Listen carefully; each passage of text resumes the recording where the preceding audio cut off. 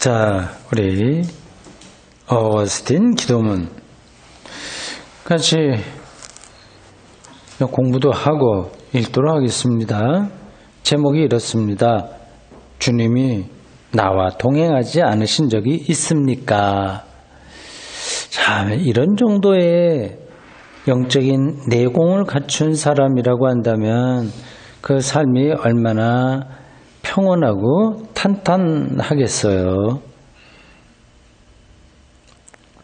마치 어린아이가 자기 든든한 아빠 혹은 엄마하고 딱 붙어있는 거하고 비슷한 느낌일 겁니다.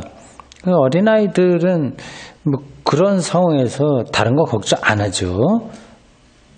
밤길을 갈 때도 옆에 그 든든한 사람이 있으면 뭐 밤길을 완전히 무서워하지 않지는 않겠지만 뭐 넉넉히 이제 극복하는 거 아니겠습니까? 뭐 이런 거는 우리가 많이 들었던 얘기예요. 근데 그게 실질적으로 내 신앙의 내용으로 얼마나 와 있느냐 하는 게 문제입니다. 부단하게 이런 구도적인 차원에서 학습해야 됩니다.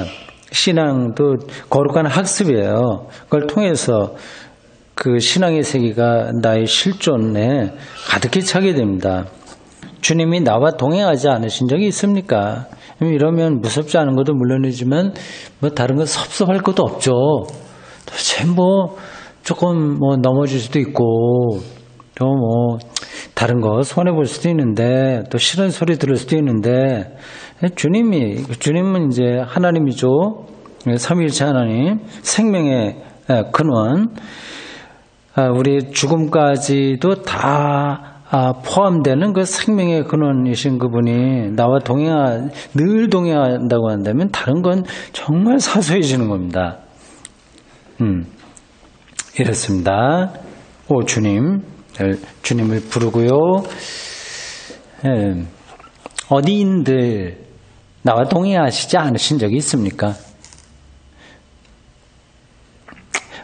어디인들이라기보다도 어디선들 해야지 문장이 맞긴 맞습니다. 않으신 적이 있습니까? 하니까 요거는 때잖아요. 뭐 이렇게도 문장이 되긴 하는데 앞뒤를 딱 맞춘다면 어디선들 아니면 어느 때인들 나와 동행하지 않으신 적이 있습니까? 이렇게 하는 게 맞을 것 같은데 뭐 괜찮습니다. 어디인들 나와 동행하지 않으신 적이 있습니까? 마치 우리가 숨을 쉬듯이 주님이 늘 함께 했다고 하는 말이죠. 참, 그래서 좀 생생하게 우리가 주님을 경험하고 살았으면 좋겠어요. 이 땅에서 볼 수 있는 모든 것에 대해서, 그래서 본다는 것은 딱히 본다는 것만이 아니라 듣는 것, 촉감으로 느끼는 것, 이 지구 안에서 벌어지는 모든 것들이요. 이 땅에서 내가 대할 수 있는, 볼 수 있는 모든 것에 대해서 주님께 아뢰고 주님의 뜻을 구할 때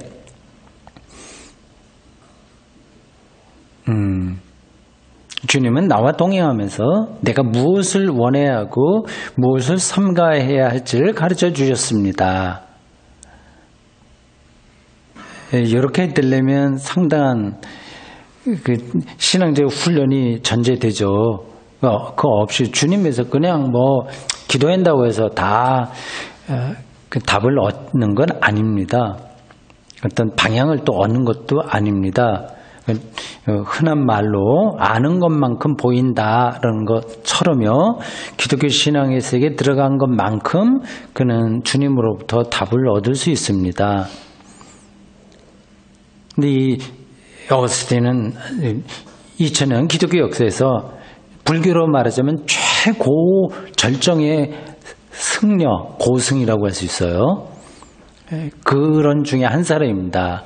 그러니까 이런 것들을 허투루 말하는 게 아니라 자기 속에서 나오는 말이에요. 나는 자주 이렇게 모든 것을 살피고 주님께 여쭤보는 데서 기쁨을 느낍니다.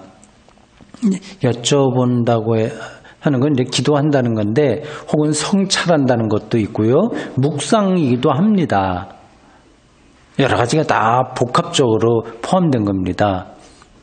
핵심은 주님과의 관계에서 나에게 벌어지는 모든 것들을 돌아보는 거죠. 그러면 자기 성질대로만 하지 않습니다. 주님의 뜻이 뭔가를 잘 살펴서 그걸 따르려고 최선의 노력을 다하는 거죠. 이럴 때 기쁨을 느낀다고 하네요. 사람들은 자기 뜻대로 모든 걸 하는 데에서 기쁨을 느낀다고 하는데, 주님께 여쭤보는 것 자체에서 기쁨을 느낀다고 합니다. 우리하고 삶의 차원이 다른 거죠. 우리는 철부지라고 한다면 이런 분들은 철이 난 사람이라고 할 수 있습니다. 그러므로 하루 일과 중 쉴 수 있을 때마다 이와 같은 기쁨을 찾습니다. 시시때때로 기회를 얻는 대로 주님의 뜻이 뭔가를 되돌아 알기 위해서 묻는 것 자체가 대답입니다. 사실은요. 거기에 관심이 있으니까 묻는 거거든요. 그리고 묻는 것도 뭘 모르면 묻지를 못합니다. 자, 그렇게 돼서 한 연이 끝납니다. 두 번째 연. 그러나 이렇게 주님께 여쭤보며 살피고 있는 이 모든 것 속에는 내 영혼이 안주할 수 있는 장소가 없습니다. 자기 자식이 어떻게 됐고, 아내가 어떻게 됐고, 또 자기가 가르치는 학생들, 이 어거스틴은 아주 큰 스승이었어요. 학생들 가르치는 거, 그리고 뛰어난 종교 정치가이기도 했습니다. 주교고요. 정치적인 그런 문제들을 많이 해결해야 됐습니다. 그러니까 이런저런 사람들, 영주들도 만나고 하여튼 굉장히 복잡한 그 시대 속에서 살았습니다. 하나하나 다 주님께 여쭤보고 그런 기쁨을 느끼고 있는데, 그게 우리가 할 수 있는 최선이에요. 사실은 가장 바람직한 삶의 태도입니다. 그런데 그 모든 것, 방금 말한 것, 1년에 살아가면서 해결해야 될 모든 것 속에서는 내 영혼이 안주할 수 있는 장소가 없습니다. 이렇게 고백하네요. 기도를 이렇게 하면서 이미 답을 찾는 거죠. 이건 옳다고 생각합니다. 모든 문제가 완전하게 다 해결된다고 해서 우리 영혼이 거기서 안주하지는 못합니다. 그런 데는 없기도 하고, 설령 그렇다고 하더라도 모든 것들이 내가 원하는 대로 다 문제가 해결된다고 하더라도 내 영혼이 거기서 안주할 수는 없습니다. 거기서 만족할 수는 없다는 뜻이죠. 오직 주님 안에서만 내 영혼이 쉴 곳이 있습니다. 도대체 주님이 뭘까요? 우리가 늘 주님이라고 말을 많이 부르는데, 우리는 우리의 일상의 문제들을 해결하는 것에 다 몰두해서 살지 않습니까? 그게 이제 해결되면 기쁘다고 생각하는데, 거기서는 영혼이 안 쉬는 것이 아니다. 주님 안에서만 그렇다. 예? 그 일상의 해결의 문제가 아니라 주님 안에 들어간다고 하는 건 뭘까요? 그걸 조금 더 여러분들이 진지하게 생각하셔야 될 겁니다. 일상도 중요하긴 한데, 이 어거스틴이 그거를 부정하는 거 아니죠. 일일이 그거를 다 기도한다고 그랬잖아요. 질문한다고 그랬잖아요. 그래서 그 질문 주님께 묻고 하는 데서 기쁨을 찾는다고 했죠. 그럼에도 불구하고 궁극적으로 우리의 영혼은 우리 일상의 문제가 해결되는 데서 만족할 수 없습니다. 주님 안에서만 가능한 거예요.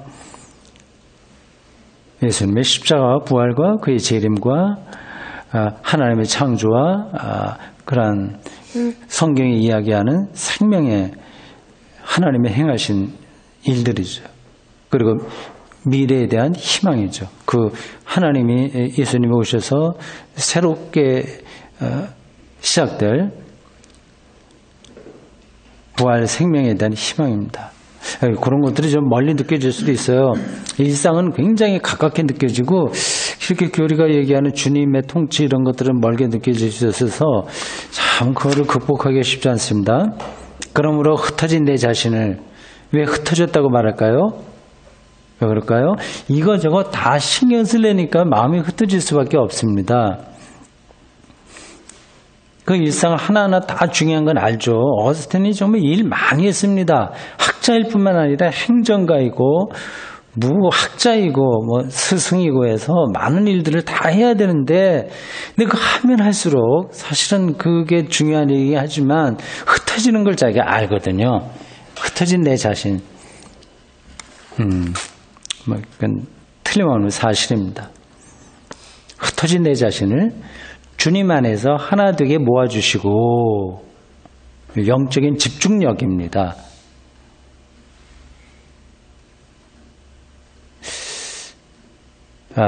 요즘 젊은 사람들에게는 특별히 이게 어려워요. 교회를 좀 잘 안 다니죠. 젊은 사람들이 믿는 집에서 이제 모태 신앙으로 자란 청년들도 좀 교회를 잘 안 갑니다. 대학생만 되면 이제 마음들이 흩어집니다. 뭐 인격이 없다거나 뭐 신앙교육을 잘못 받았다거나 뭐 다른 것보다도 일상의 과잉입니다. 일상이 너무 그들에게는 많아요. 거기에 이제 푹 빠져 있습니다. 근데 거기에 이제 다 모든 생각들이 다 흩어져 있으니까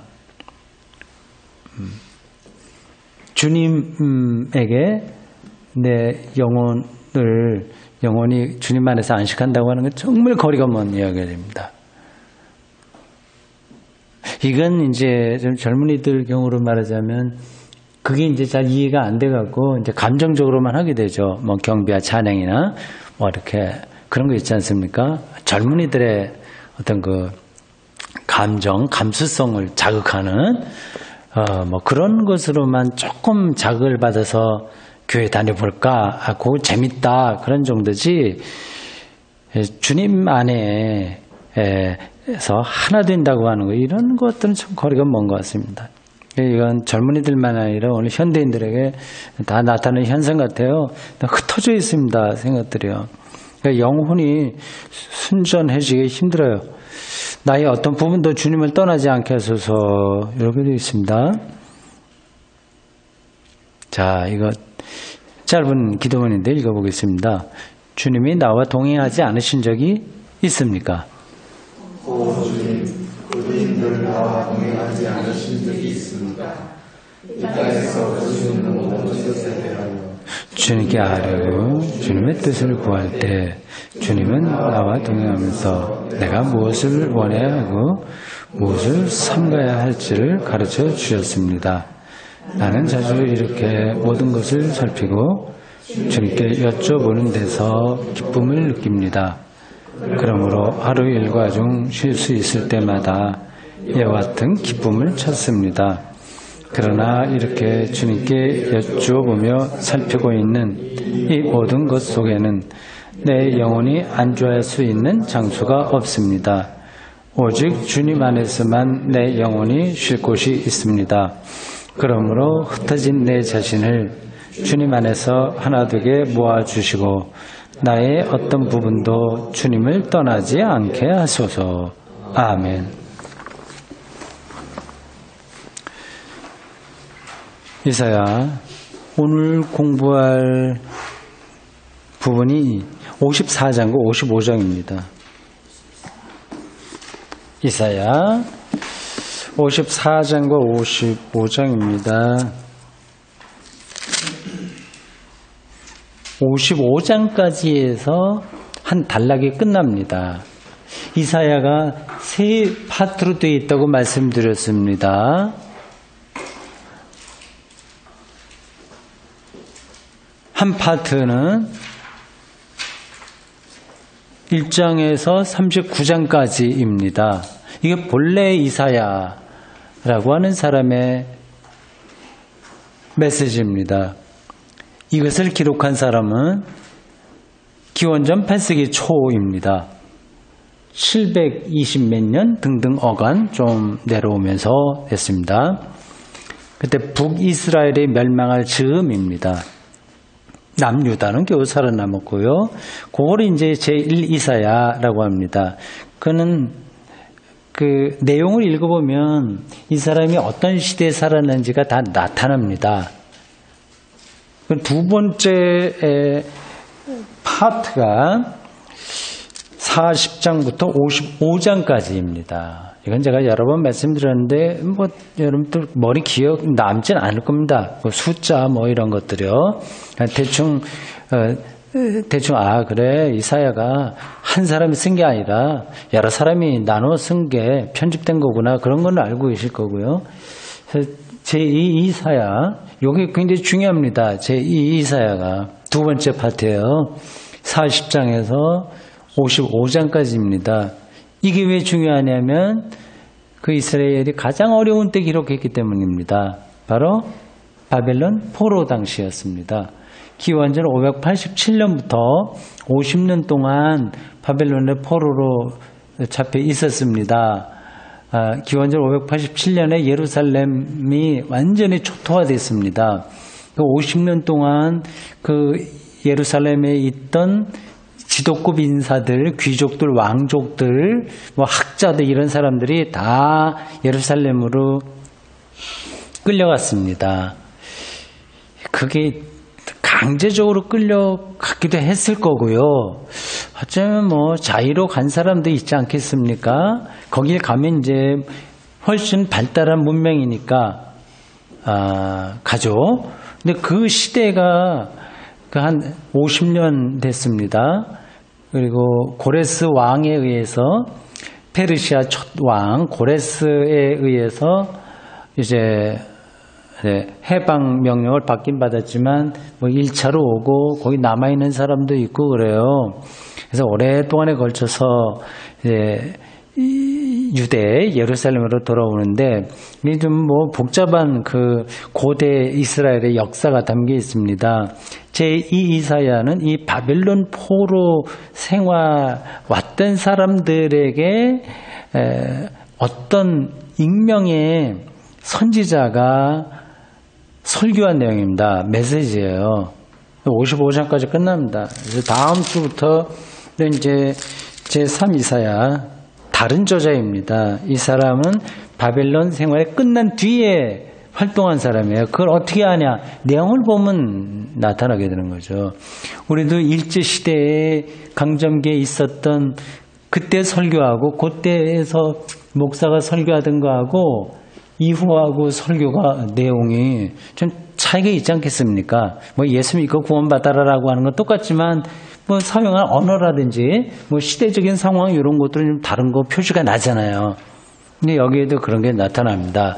물론 우리 일반 신자들이 그냥 읽어서는 딱 두드러지진 않은데 꼼꼼하게 보면 그런 게 나타납니다. 제2 이사야가 중요한 이유는 가장 어려운 시절에 선포된 것이기 때문에 특히 여기 안에는 종의 노래라고 하는 게 3편 내지 4편이 들어가 있어요. 이런 것들을 초기 기독교인들이 맞아. 예수 그리스도를 이미 이사야도 이미 그렇게 약속한 그분이야. 이렇게 받아들였거든요.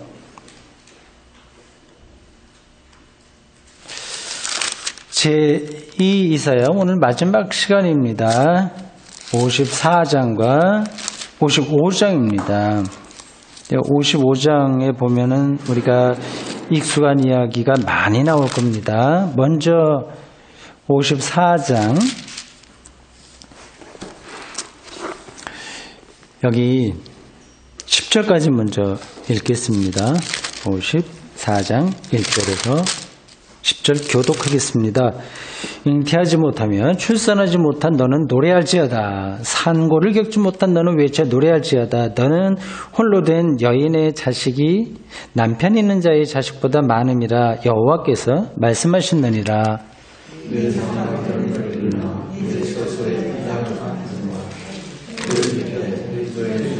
길게 하면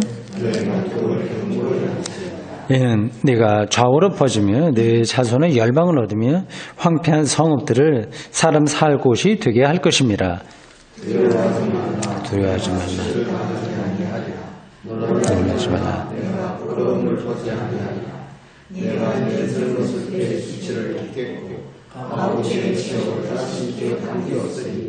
이는 너를 지으신 이가 내 남편이시라. 그의 이름은 만군의 여호와이시며 네 구속자는 이스라엘의 거룩한 이시라. 그는 온 땅의 하나님이라 일컬음을 받으실 것이라. 여호와께서 너를 부르시되 마치 어림을 받아 마음에 근심한 하나님 곧 어릴 때 아내가 되었다가 버림을 받은 자의 함과 하실 것입니다. 내가 잠시 너를 버렸으나 큰 긍휼로 너를 모을 것이요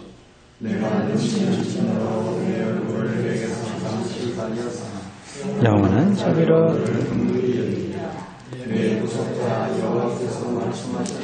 이는 내게 노아의 홍수와 같도다. 내가 다시는 노아의 홍수로 땅 위에 범람하지 못하게 하리라 맹세한 것 같이 내가 네게 노하지 아니하면 너를 책망하지 아니하기로 맹세하였노니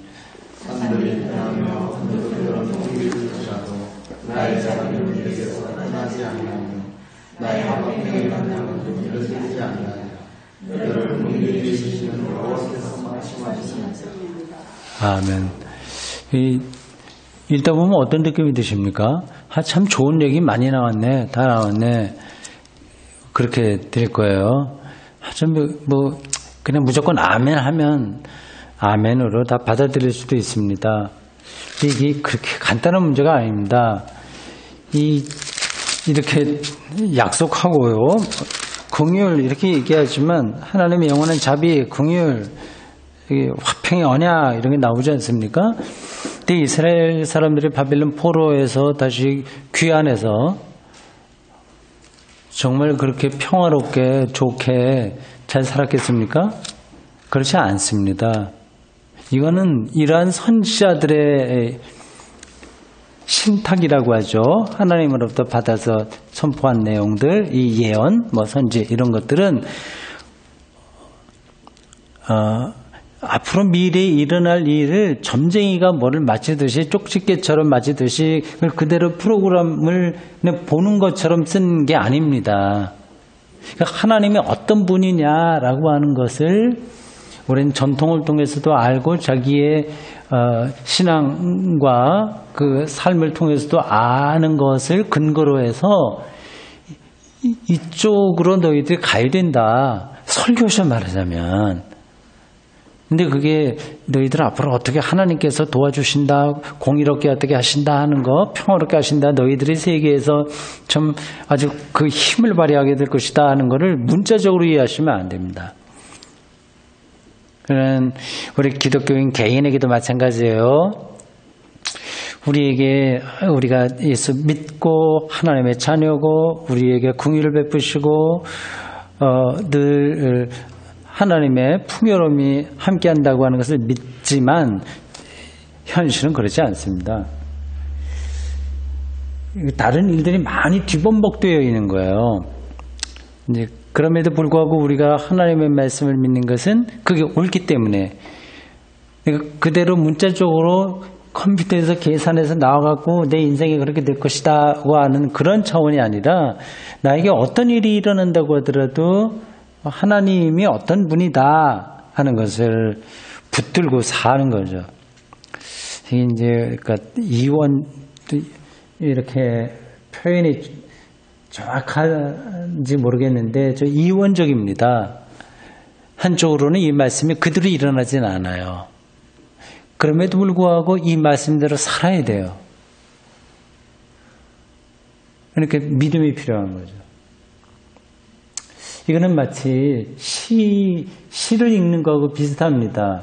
제가 이제 성경을 시로 비유할 때가 많은데 꼭 일반적인 시라고 하는 게 아니라 형식과 그 작동, 문자를 통해서 작동되는 어떤 메커니즘, 어떤 인간의 삶과 생명과 실존과 그리고 문자, 언어, 여기에 관계의 메커니즘이 어떤가를 시로 제가 예를 드는 겁니다.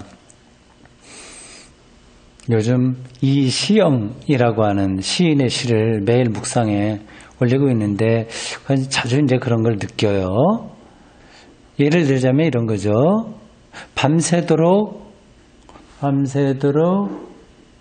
고라니가 파놓은 흙 위에 흰 눈이 소복이 쌓이셨다.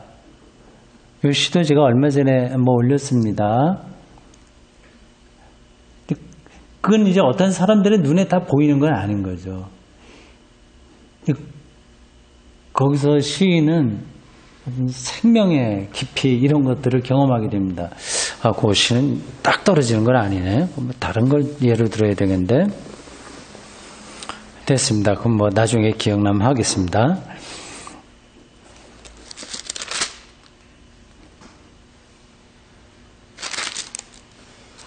4절 보십시오.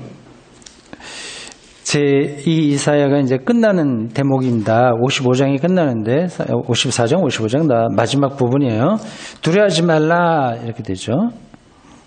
이제 이게 신앙인 거죠. 근데 앞으로 두려워할 일이 일어나요, 안 일어나요? 또 일어납니다. 그래 두려워하지 마라. 수치를 당하지 아니하리라 했어요. 수치 당하는 일이 일어납니까? 안 일어납니까? 일어납니다. 일어났어요. 반복해서 일어났습니다. 그래도 두려워하지 말아야 되는 거죠. 놀라지 마라. 내가 부끄러움을 보지 아니라 그 뒤로 숱하게 이스라엘은 공격받고 심지어는 이제 기원의 70년에 다시 또 망하고 뭐 그런 일이 일어났습니다. 네가 젊었을 때 수치를 잊겠고 과부 때의 치욕을 다시 기억함이 없으리니. 요거는 문학적인 표현입니다. 젊었을 때 수치는 애굽의 종살이를 가리켜요. 출애굽. 구약 성경에 기둥, 두 가지 기둥, 구약 성경을 하나의 집으로 묘사한다면 그걸 받치고 있는 두 기둥, 일주문이라고 할까? 기둥. 보통 기둥은 네 군데가 있어야 되는데 두 군데만 올라갔다고 한다면 이게 하나는 출애굽이고 하나는 바벨론 탈출, 바벨론에서 해방입니다. 젊었을 때 수치는 애굽 종살이고요. 과부 때의 치욕은 바로 이 바벨론 포로를 가리킵니다. 앞으로 이런 것 때문에 너희들이 이런 일을 또 당하지 않을 거다. 이제 그런 얘기죠. 이런 일은 비슷한 일은 또 일어났다고 얘기했습니다. 근데 하나님의 약속은 틀림없는 사실인데 왜 이렇게 이런 일이 또 일어났을까? 참 그게 어려운 숙제입니다. 뭐 성서의 전반적인 흐름으로 놓고 답을 얻는다면 이스라엘이 이 하나님의 약속을 온전히 따르지 않았다는 데 있는 거죠. 하여튼 뭐 그렇게 하고서 넘어가겠습니다. 9절 보십시오. 하여튼 그렇게 어려운 너희들 수치당하는 데서 이제 걱정하지 마라, 두려워하지 마라, 이제 용기를 내라, 놀라지 마라 그렇게 하면서 그 이전에 있었던 어떤 한 사건을 끌어들입니다. 설교죠, 말하자면. 노아와 홍수에 대한 이야기입니다. 노아 홍수. 근데 하나님께서 노아와 맺은 약속이 있죠. 앞으로 내가 다시는 이러한 방식으로 세상을 멸하지 않으리라 했습니다. 그리고 보여주신 게 무지개였어요. 그런 것처럼 너를 책망하지 않기로 맹세했다 얘기합니다. 이것도 이사야의 이야기입니다. 이사야의 설교예요. 하나님이 직접 어떻게 얘기하겠습니까? 하나님이 입이나 성대가 있어서 말하시는 분이 아닙니다. 그거는 설교자들, 선지자들이 전하는 거예요. 근데 거기에는 잘못된 것도 있고 옳은 것도 있습니다. 참 그래서 그거를 어떤 걸 그대로 받아들여야 되는지 안 되는지 참 그게 어려워요. 어쨌든 여기서 노아홍수 이야기를 통해서 말하는 이 사실은 맞습니다. 그 역사적인 사실이니까요. 그 구약 성경에 나온 이야기니까요.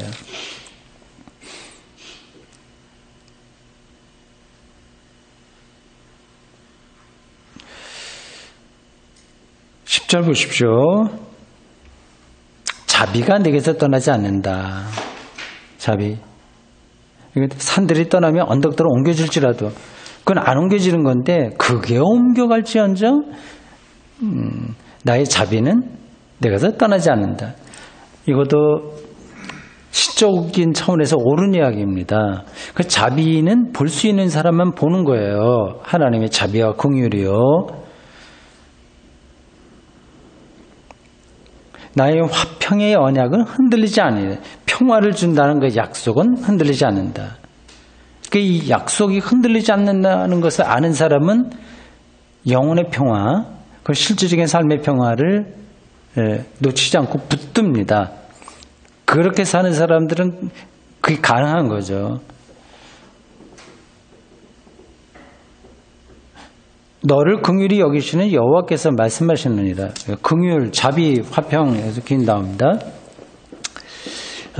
이런 얘기를 조금 더 어떻게 실질적으로 느낄 수 있도록 설명할 수 있을까요? 예수님께서 무엇을 먹을까 마실까 염려하지 말라. 근데 염려할 수밖에 없는 세상살인데 어떻게 염려하지 않고 사나.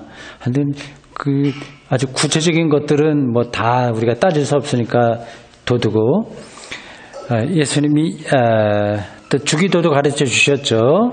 그 일용할 양식을 구해라. 자기를 위해서는 다른 거 구하지 않고 내 병 낫게 해달라, 뭐 가족을 위하거나 그런 거 안 하고 일용 양식을 위해서는 기도하고 죄 지은 자 사해달라고 하는 그런 기도 있고 주기도가 모든 기도의 전범입니다. 무엇을 먹을까 마실까 하는 걸 걱정하지 말라고 하는데 주기도에 일용할 양식은 구해라 그런 말씀이 연결되어 있죠. 요즘 이제 돈, 재물 이런 것들이 우리의 삶을 아주 너무 철저하게 지배하고 있어요. 근데 이 주기도 이 안에서 방향을 잡을 수 있습니다. 일용할 양식만으로 영혼이 만족한 그런 삶, 그런 차원까지 간다면 거기로 자유로워지는 거죠. 무엇을 먹을까 마실까 하는 데로부터 그리고 오늘의 이 만몬주의 벗어나는 거죠. 실질적인 거로 예를 들다 보니 그런 말씀 드렸는데 저도 계속 이제 그런 생각을 합니다. 뭐 신학적으로는 여러 가지를 말할 수 있는데 그게 이제 와닿지 않으니까 저 스스로에게도 그래 복잡하게 다른 거 생각하지 말고 일용할 양식 그런 것에 충분하게 만족할 수 있는 영적인 태도가 나에게 필요하다. 그걸 죽을 때까지 지켜야 되겠다 생각을 합니다. 그럼 목회 차원에서 본다면 목회에서도 일용할 양식, 그러니까 최소한도 교회가 이렇게 굴러갈 수 있는 일용할 양식이라고 하는 것이 그건 충분한 거고 이게 더 이상 없어야 되는 거 아니겠어요? 생명이 유지되는데 최소니까요. 교회가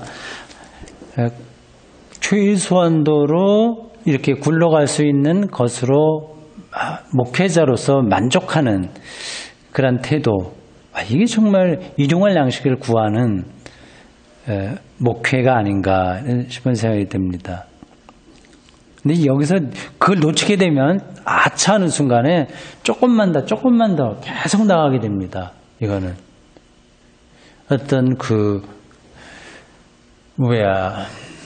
자영업자가 오늘 조금 더 장사해서 더 벌어야지. 이건 뭐 어쩔 수 없는 건데 그렇게 하는 것처럼 목회 차원에서도 조금 더 해야지 그런 생각으로 갈 수가 있습니다.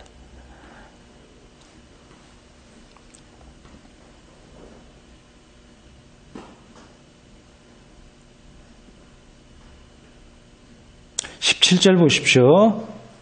그 맨 끝부분입니다. 17절 54장의 맨 끝부분이네요. 너를 치려고 제시된 모든 연정이 쓸모없을 것이라. 일어나 너를 대적하여 송사하는 모든 혀는 네게 정죄를 당하리니 이는 여호와의 종들의 기업이요 이는 그들이 내게서 얻은 공인이라. 여호와의 말씀이니라. 좀 복잡한 건데 어쨌든 이 세계에 너희들 뭐 큰 나라가 있고 뭐 이래서 겁먹고 힘들어하는데 그러지 마라. 이건 하나님께서 다 통치하신다. 그런 뜻입니다.